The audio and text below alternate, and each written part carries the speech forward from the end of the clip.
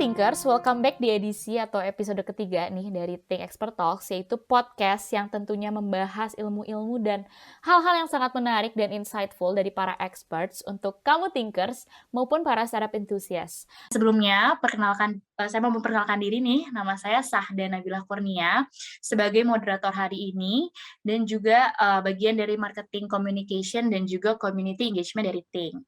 Nah, di episode ketiga kali ini, kita akan membahas dan mengupas tuntas tentang tips membangun founders mentality untuk para leader. Tetapi hari ini tentunya saya tidak akan sendiri nih. Saya akan ditemenin oleh speaker yang keren dan tentunya kece banget. Nah, beliau ini adalah VP atau Vice President dari Business Development Telkomsel. Nah, yaudah deh, tanpa basa-basi lagi, kita langsung aja nih sapa speaker kita hari ini, yaitu Kak Joki Heruseon. Nah, halo Kak Joki, apa kabarnya hari ini? Halo Neng Sahda, kabar baik.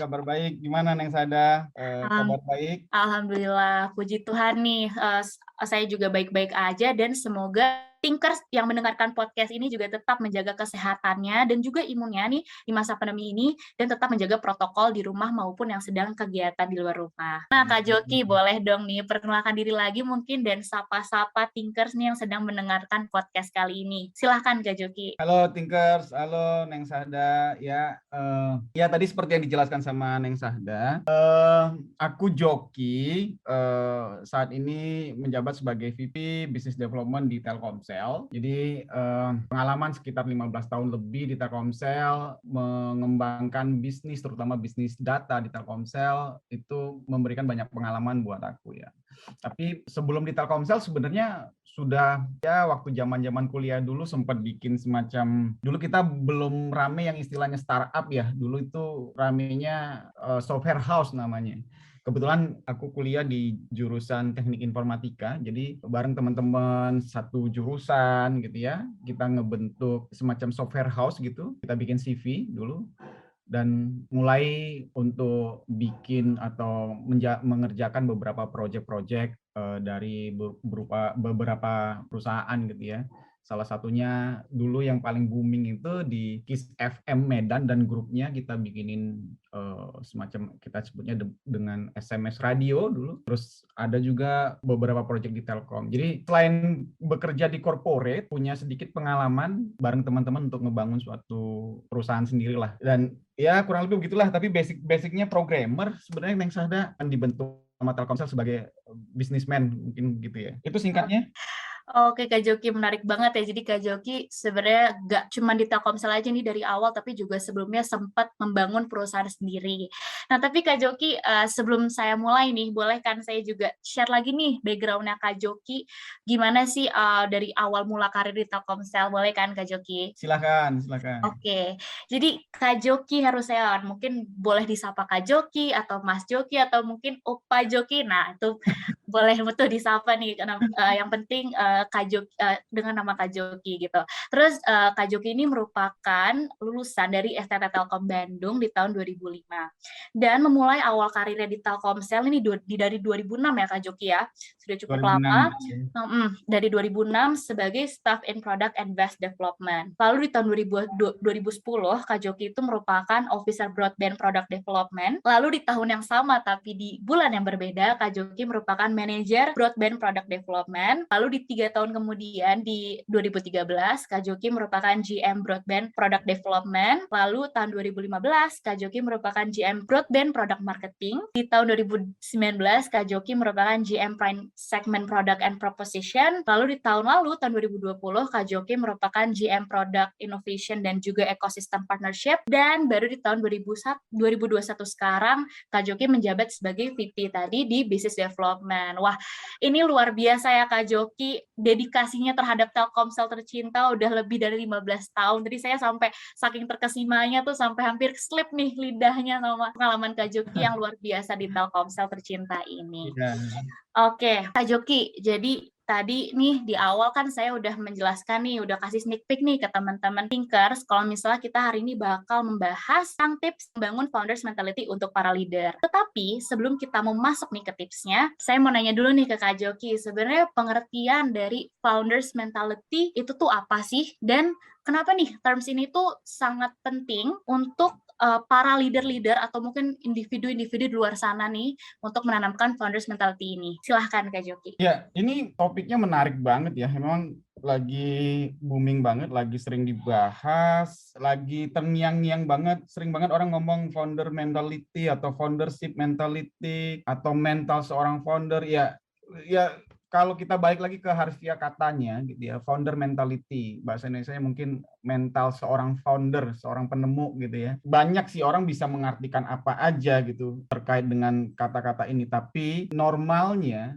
umumnya gitu ya, founder mentality itu adalah suatu mental yang terbentuk atau dibentuk dalam konteks ngebangun atau ngebesarkan sesuatu. Kalau dalam konteks perusahaan mungkin mental untuk ngebesarkan perusahaan, benar-benar bagaimana dia dedikasinya untuk perusahaan itu, hidup matinya untuk perusahaan itu. Kalau perusahaan itu nggak hidup, nggak besar, nggak tumbuh, dia mati. Jadi dia harus melakukan sesuatu, dia harus all out, harus semuanya itu buat perusahaan itu, buat hal yang dia lagi pengen besarkan gitu ya. Itulah yang disebut dengan founder mentality gitu ya. Karena kalau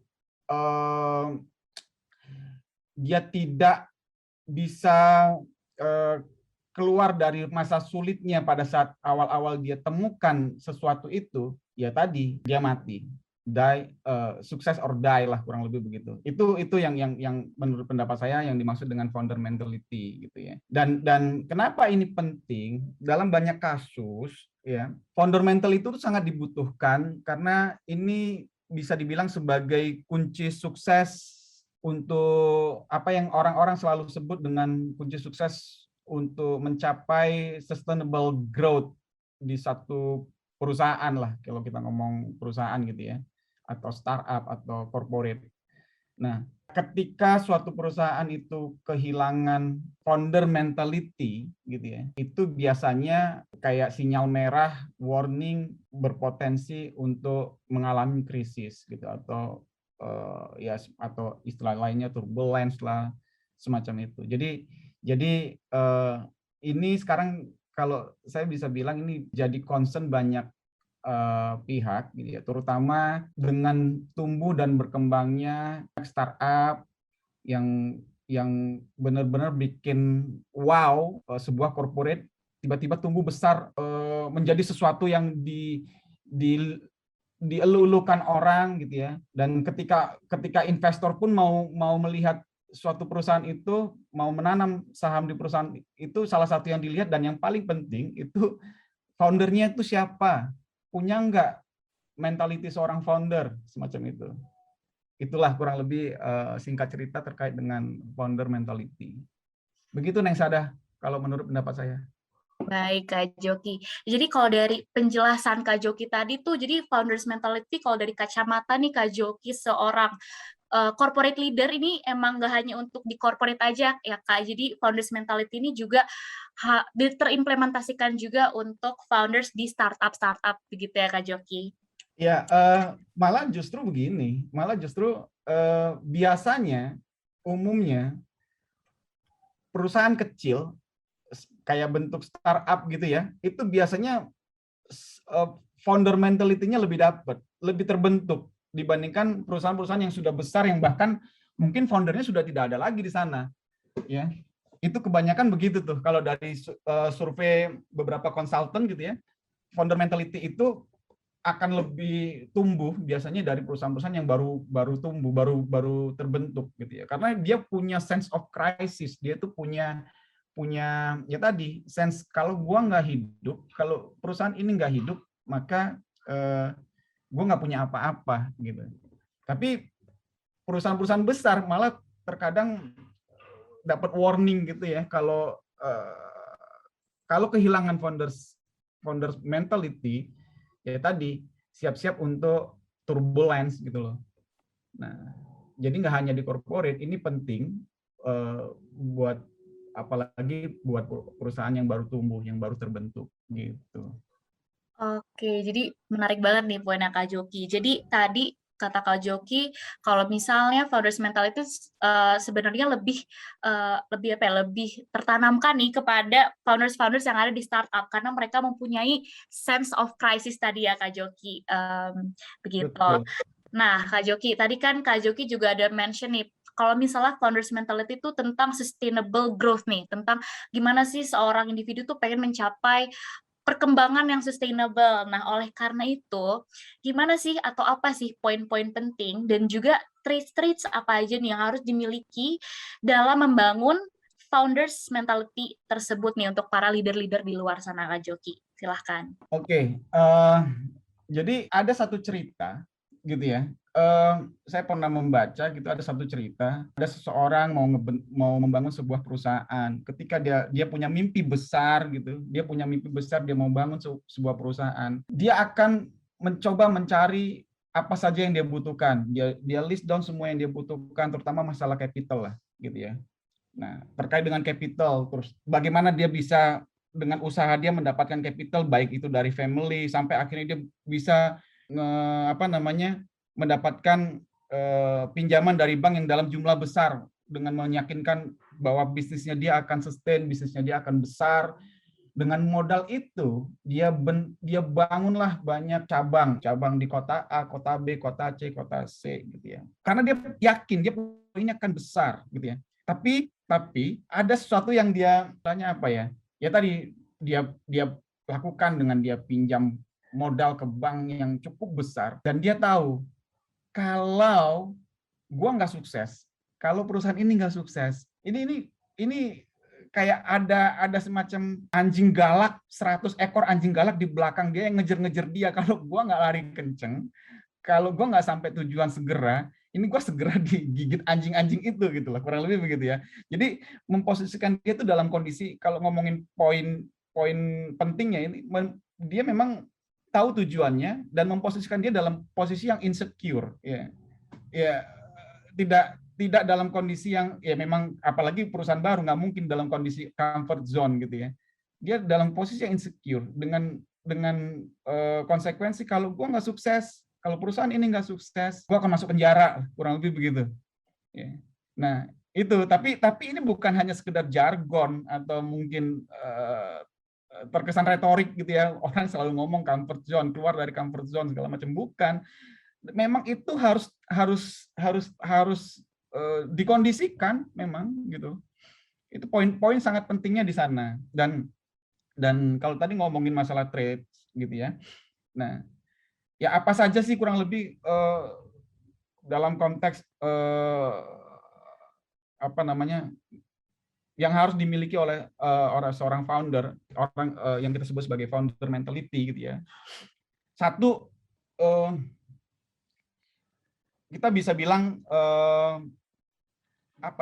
mental atau misi seorang pembangkang, atau mungkin bisa dibilang, tapi dalam konteks yang positif ya, bukan dalam konteks yang negatif. Positif itu dalam konteks begini, atau bahasa biasanya umumnya terminologi yang dipakai itu insurgency mission gitu.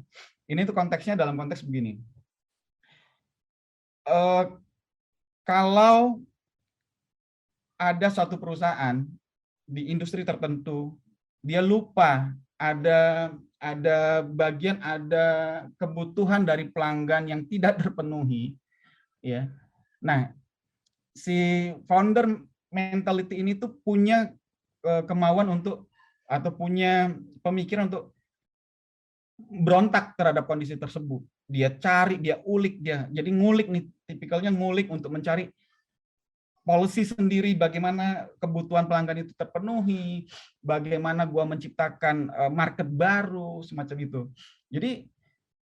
Jadi ada keinginan untuk di luar, membuat sesuatu di luar pakemnya, dalam hal untuk memenuhi kebutuhan market, dalam hal untuk menciptakan market baru, konteks itu yang disebut dengan satu insurgency missions.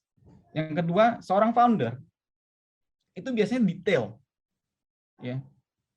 Yang saya pahamin itu detail. Beberapa teman yang CEO dari satu startup dia tuh detail. Dia tuh jump to detail. Dia tuh nggak segan melakukan hal-hal yang memang bahkan sampai ke level apa namanya frontliner gitu ya. Di level termasuk di level bagaimana melayani pelanggan, bagaimana prosesnya. Jadi dia A to Z-nya itu dilakukan. Istilahnya itu frontline obsession gitu ya. Jadi A to Z-nya benar-benar dilakukan. Itulah seorang founder yang selain dia punya ngulik untuk nyari sesuatu yang beda, insurgency mission tadi, dia juga detail untuk melakukan A to Z, fokus ke pelanggan gitu ya. Dan yang ketiga, tentunya ownership mindset gitu, owner mindset. Kenapa? Ya bayangkan kalau kita yang punya perusahaan itu, kita yang punya apa namanya startup itu gitu ya, atau mungkin paling gampang itu contohnya restoran lah gitu ya. Bedakan antara owner dengan waiters gitu. Kalau ownernya ini kalau waitersnya ini kita anggap sebagai owners, ketika ada satu restoran baru buka yang sama gitu ya, sama-sama restoran Padang misalnya gitu buka di depannya. Kalau seorang owners tuh biasa berpikir gini, itu jadi threat gitu ya, jadi ini ancaman nih. Gimana caranya bahwa ketika dia buka pelanggan kita tuh nggak lari ke sana. Apa yang harus kita lakukan? Dia akan mikir tuh. Tapi kalau waiters mungkin cuek satu, atau mungkin bahkan opportunity gue bisa pindah ke sana kan bisa jadi begitu ya. Jadi itu yang membedakan. Kalau kita bisa menanamkan ownership di founder ini, atau di employee-nya si founder ini, itu akan sangat-sangat merubah cara berpikir untuk tetap membuat suatu perusahaan ini berkembang, karena hidup dan matinya di sana. Ini punya saya, kalau ini enggak, kalau bukan saya yang ngurusin siapa lagi, semacam itu ya. Nah itu tiga hal traits dari seorang founder atau founder mentality. Kurang lebih di seputaran sana Kak Syahda. Baik Kak Joki, terima kasih nih atas penjelasannya tentang yang penting dan juga traits-traits apa aja yang harus dimiliki nih dalam membangun founders mentality. Kalau tadi saya perhatikan nih, kita emang harus ya benar-benar yakin, terus harus tahu apa yang dibutuhkan nih. Terus setelah itu traits-traitsnya kita tuh harus memiliki mental. Tadi kalau Kak Joki bilang mental dari seorang pembangkang, tapi dalam sisi positif atau bisa disebut dengan insurgency missions gitu. Yang kedua, kita juga harus detail ya, betul Kak Joki harus Joki. Dan yang terakhir, kita harus memiliki ownership mindset begitu. Nah Kak Joki, nih ngomong-ngomong tentang ownership atau ship-shipan nih, ada kan saya tuh baru tahu juga nih, sebenarnya belakangan ini saya baru dengar istilah yang namanya intrapreneurship. Karena sejauh ini yang mungkin lebih awam itu dengan istilah entrepreneurship nih Kak Joki. Nah mungkin Kak Joki boleh jelasin nih, apa sih sebenarnya intrapreneurship dan adakah korelasinya nih dengan founders mentality untuk para leader-leader di luar sana? Silahkan Kak Joki. Nah terkait dengan intrapreneurship, ini sebenarnya topik yang menarik juga karena beberapa kali buka IG story live gitu ya, ada banyak yang ngebahas related dengan intrapreneurship, karena ini bagian yang sekarang juga dilihat sangat penting agar inovasi di dalam sebuah perusahaan itu terus tumbuh gitu. Nah bedanya adalah ya kalau bahasa awamnya gampang-gampangannya gitu ya, kalau kita berinovasi, membuat sesuatu, berpikir sesuatu yang apa namanya, yang revolusioner gitu ya di luar, kita kembangkan, nah kita menjadi entrepreneurship gitu kan. Tapi ketika di dalam perusahaan kita berinovasi untuk ngebesarkan suatu perusahaan, membenahi something yang memang perlu dibenahi gitu ya. Nggak hanya sebuah inovasi sesuatu yang baru ya, tapi juga mengimprove dari sesuatu yang dari sesuatu menjadi sesuatu yang lebih baik gitu ya. Itu juga bisa dibilang bagian dari intrapreneurship. Jadi mental untuk terus berinovasi sebenarnya. Nah, apa kaitannya dengan foundership mentality gitu ya? Ini ya sebenarnya kalau dilihat balik lagi ke pembahasan awal-awal tadi bahwa founder mentality itu bisa dibilang bagian dari atau kunci sukses untuk mencapai sustainable growth suatu perusahaan.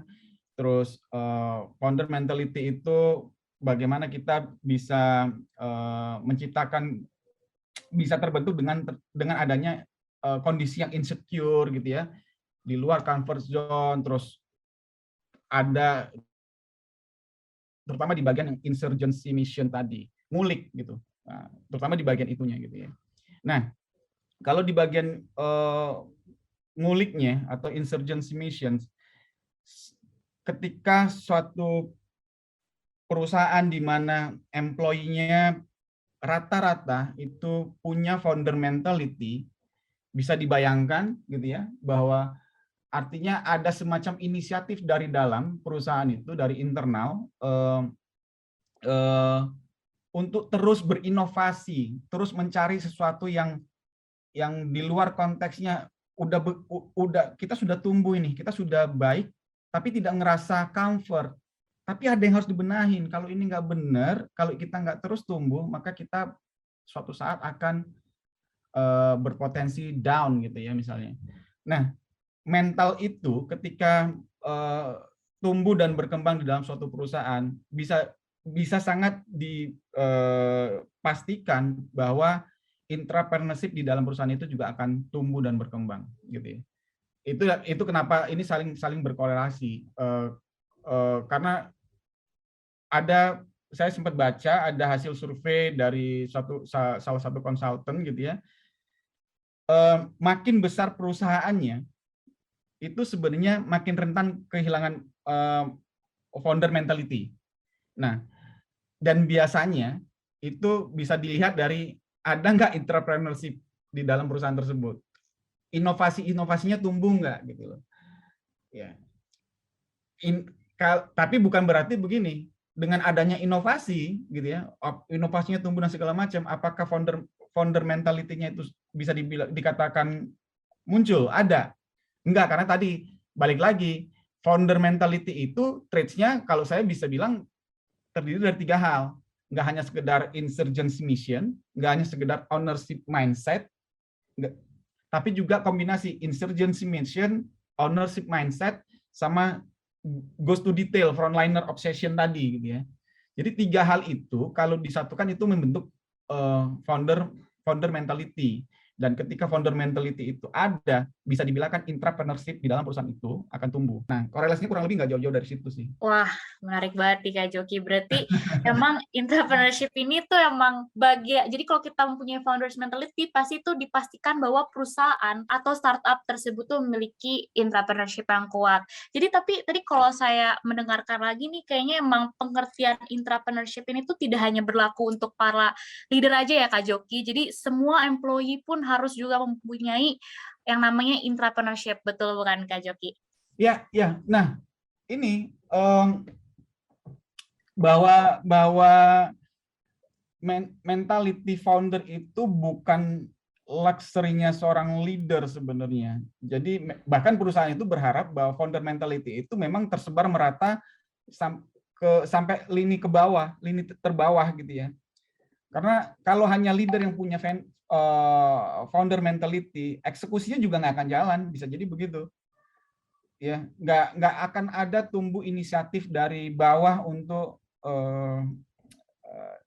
ya tadi inovasi itu nggak akan tumbuh semacam itu. Jadi memang ini bukan luxury-nya, bisa dibilang nggak luxury-nya seorang leader saja, tapi founder mentality itu mestinya bisa dibentuk oleh masing-masing individu. Kita bisa bilang at least masing-masing individu itu ada seorang leader bagi dirinya sendiri, gitu ya. Makanya dibutuhkan founder mentality di sana, gitu. Baik. Jadi Kak Joki emang founders mentality ternyata di garis bawah ya thinkers tidak hanya untuk leader aja nih, tetapi kalau di sebuah company atau mungkin di startup itu memang harus dari bottom sampai up itu harus semuanya harus emang punya ya mentality founders tuh harus bener-bener thinkers punya ini berarti nggak hanya untuk semua leader aja gitu. Oke Kak Jo. Oke Kak Joki, kita move on nih ke pertanyaan terakhir. Jadi kan kita tahu nih bahwa hidup tuh pasti nggak selalu lurus-lurus aja nih, pasti ada lika-likunya, ada ups and down gitu kan. Nah, jadi gimana nih Kak Joki kalau misalnya nih ketika kita semangatnya berkurang dan banyaknya tantangan yang lagi dihadapi, nah itu tuh gimana sih caranya untuk terus membangun semangat serta positive mindset. Lalu apa aja sih hal-hal yang harus dihindari nih? Jadi nanti tuh seorang leader atau seorang individu tuh tetap mengimplementasikan nih sebuah founders mentality di dalam diri mereka gitu. Silahkan Kak Joki. Thank you Sada. Ini pertanyaannya menarik karena gampang-gampang susah jawabnya sebenarnya. Ya, sebenarnya kita perlu lihat dulu sih. Kita perlu lihat dulu kira-kira semangatnya berkurang itu karena apa gitu. Ya biasanya umumnya semangat berkurang itu ada beberapa hal lah. Salah satu contohnya misalnya yang tadi mungkin kita sudah bahas juga sih. Ketika seorang founder itu sudah terlalu cepat merasa puas, ya mungkin sudah berada di titik comfort-nya gitu ya. Ya kalau memang benar begitu, rata-rata mungkin begitu. Dia terlalu cepat puas, dia lupa sama mimpinya gitu. Kalau memang benar begitu, mungkin ada dua hal yang bisa bantu. Yang pertama, seorang founder ini harus paham, harus balik lagi ke purpose dan meaning-nya gitu ya. Jadi dia harus lihat lagi goal-nya dia itu apa. Dia punya big dream loh sebenarnya yang dia mau capai. Udah tercapai belum? Atau biasanya karena mungkin sudah segini cukup, sudah nggak ada tantangan gitu ya. Jadi harus lihat lagi mimpi-mimpi besarnya itu sudah tercapai belum? Sudah, kalau biasanya pun kalaupun sudah tercapai di milestone tertentu akan ada tantangan berikutnya. Jadi kembalikan lagi ke purpose dan meaning-nya gitu. Supaya semangatnya balik lagi ke titik di mana dia memulai bisnisnya. Dan ya tadi nyambung ya, yang kedua itu ya masalah tantangan gitu ya, balik lagi ke masalah tantangan yang kedua, karena memang suka tantangan. Selain kita ingat purpose dan meaning-nya tadi, kita usahakan untuk balikin lagi kondisinya ke kondisi yang tidak nyaman. Misalnya kayak contoh yang mungkin tadi sudah dijelaskan gitu ya, karena untuk mencapai big dream-nya itu bahkan dari beberapa kasus dia itu tahu dia butuh apa, butuh supporting apa, butuh modal berapa gitu kan, dia bikin bisnis plan. Ketika dia nggak punya capital dan untuk mencapai bisnisnya tersebut atau mimpinya tersebut, dia lakukanlah fundraising atau dia mungkin minjam ke bank gitu misalnya gitu. Dimana ketika dia minjam itu kan bisa jadi kondisinya udah nggak nyaman. Once ini nggak sukses, apa yang akan terjadi nanti sama hidupnya gitu ya. Mungkin aja penjara, mungkin aja dia akan dikejar-kejar debt collector dan segala macam. Kondisi nggak nyaman gitu. Dimana ketika kondisi itu dia sudah lakukan, itulah yang akan biasanya ya tadi, yang tadi kita sampaikan ya. Ketika kondisi kepepet, umumnya orang ilmu-ilmu ajaibnya itu kan muncul gitu ya.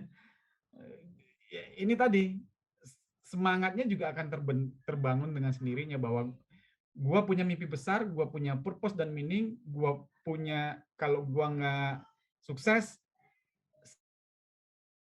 something happen with me misalnya gitu. Itulah kurang lebih tips untuk bisa ngebalikin semangat. Dan ingat bahwa biasanya kita bukan hanya kerja untuk diri kita sendiri, kita hanya tidak hanya kerja untuk, ada orang-orang di belakang yang kita support. Kalau kita tidak sukses, orang-orang yang kita support itu juga gimana nanti nasibnya gitu ya.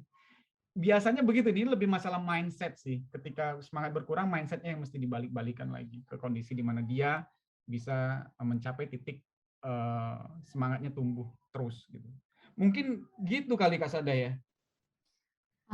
Bener. Setuju banget nih Kak Joki. Berarti ini it's all about mindset ya Kak Joki?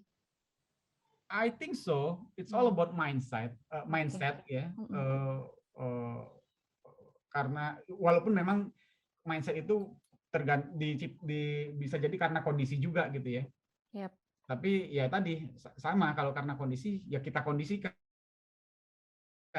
Kita tidak bisa mengkondisikan diri sendiri, mungkin kita bisa minta bantuan orang untuk mengkondisikan, minta bantuan lingkungan untuk mengkondisikan. Itu juga visible untuk ngebalikin semangat kita.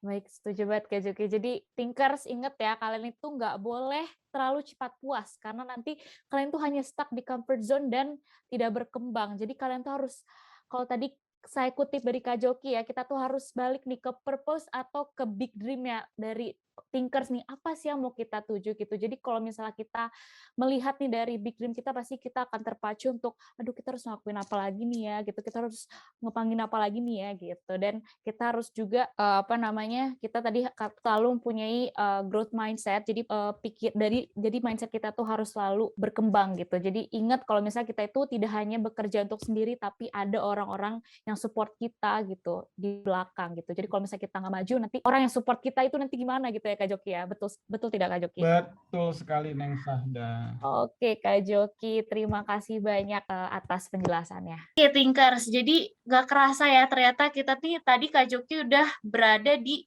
sesi terakhir podcast dari Think Expert Talks kali ini. Nah, jadi kalau misalnya saya bisa summary lagi nih, Thinkers, tadi itu kita udah belajar apa aja sih pengertian dari founders mentality, kenapa itu penting, terus juga apa sih traits-traitsnya dan apa sih poin-poin pentingnya nih dalam membangun founders mentality.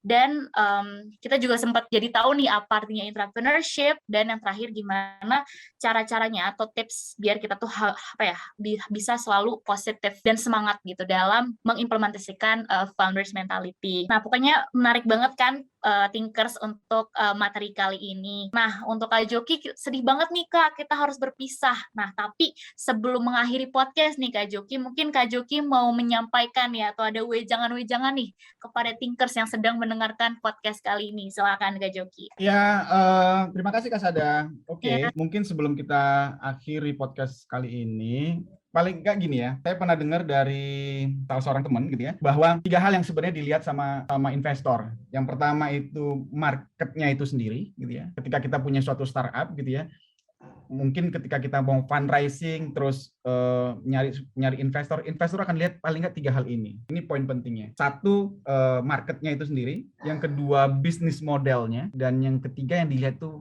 foundernya.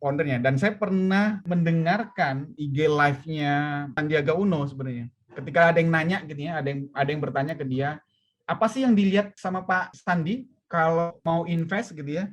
Dia langsung ngomong, saya nggak lihat bisnisnya, tapi yang pertama saya lihat tuh foundernya. Dan ini menguatkan pernyataan teman saya tadi. Foundernya yang saya lihat. Siapa foundernya?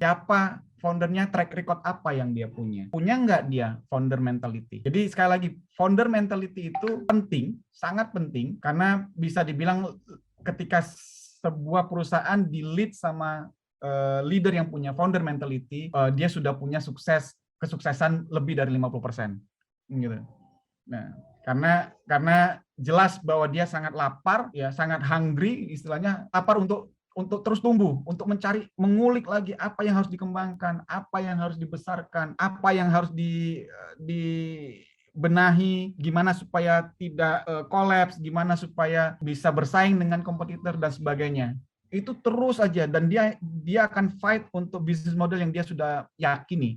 Nah, itulah founder mentality yang harus ada dalam perusahaan, terutama di startup gitu ya, karena memang ini perusahaan yang baru tumbuh, dan memang perusahaan-perusahaan kecil biasanya punya luxury di situ tuh sebenarnya, karena kekurangan banyak hal, mungkin kekurangan capital, kekurangan resources, Sehingga ya ibarat kata orang-orang bilang ketika kepepet ilmu apapun keluarlah gitu ya. Nah inilah founder mentality yang harus kita tanamkan di perusahaan, di unit-unit kita gitu ya.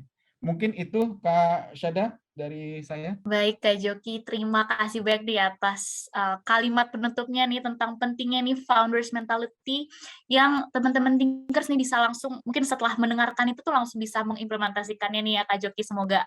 Nah, oke, sekali lagi Kak Joki, saya Sahda ingin mengucapkan terima kasih banyak nih Kak Joki hari ini udah mau memaparkan materi tentang founders mentality nih kepada thinkers nih yang sedang mendengarkan podcast.